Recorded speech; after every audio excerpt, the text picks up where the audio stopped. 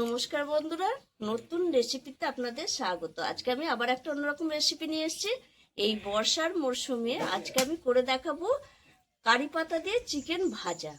কিভাবে এই রেসিপিটি করব প্রথম থেকে শেষ পর্যন্ত ভিডিওটা দেখবেন, স্কিপ করবেন না। আর ভিডিও ভালো লাগলে লাইক শেয়ার সাবস্ক্রাইব করতে একদমই ভুলবেন না। কারি পাতা দিয়ে চিকেনের জন্য আমি এখানে নিয়ে নিয়েছি 750 মতো চিকেন, একদম ধুয়ে নিয়ে এসেছি।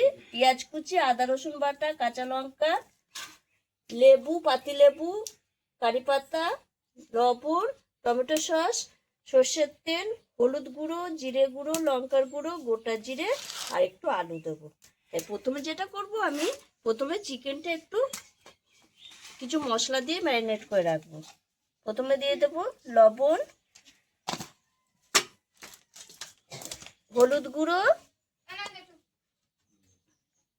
পাতি লেবুর রস,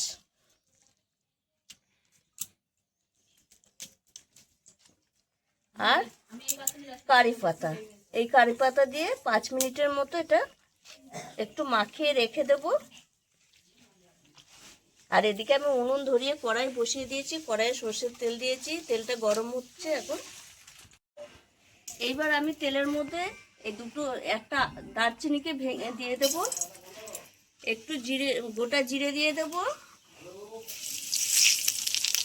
এইবার যেটা দেবো, আমি কটা কারি পাতা এরকম ভেজে দেবো। এইবার আমি পেঁয়াজ কুচি দিয়ে দেবো, আর এর সঙ্গে আলুটাও দিয়ে দেবো। তাহলে ভাজা হবে। যদি এটা চিকেন ভাজা, তাও আলুটা পেঁয়াজটা একসঙ্গে ভেজে নেব।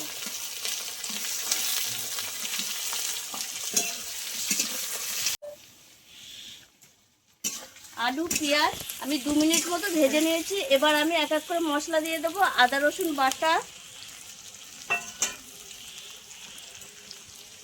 হলুদ গুঁড়ো, জিরে গুঁড়ো, লঙ্কা গুঁড়ো, টমেটো সস। আপনাদের কাছে টমেটো থাকলে দেবেন, আমার কাছে যেহেতু সস আছে সসটাই দিয়েছি। এইবার আমি চিকেনটা দিয়ে দেবো,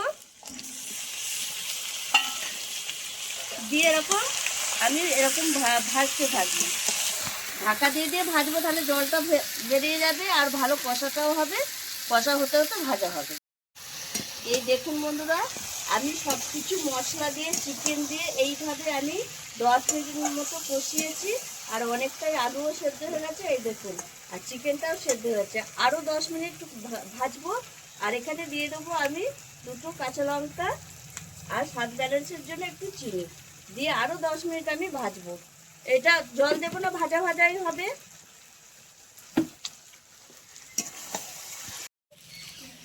দেখুন বন্ধুরা, আরও 10 মিনিট আমি এইভাবে ভেজে নিয়েছি। আর একরকম তেল ছেড়ে দিয়ে এরকম ভাজাটা, আর কত সুন্দর হয়েছে। আলুও সেদ্ধ হয়ে গেছে, মাংস ভাজতে ভাজতে সব সেদ্ধ হয়ে গেছে। এবার আমি ওপর থেকে আরও 2টো কারি পাতা দিয়ে দেব, দিয়ে এরকম নেড়ে চেড়ে নামিয়ে দেবো। দেখছেন ভাজাটা কত সুন্দর হয়েছে। এবার আমি নামিয়ে দেবো।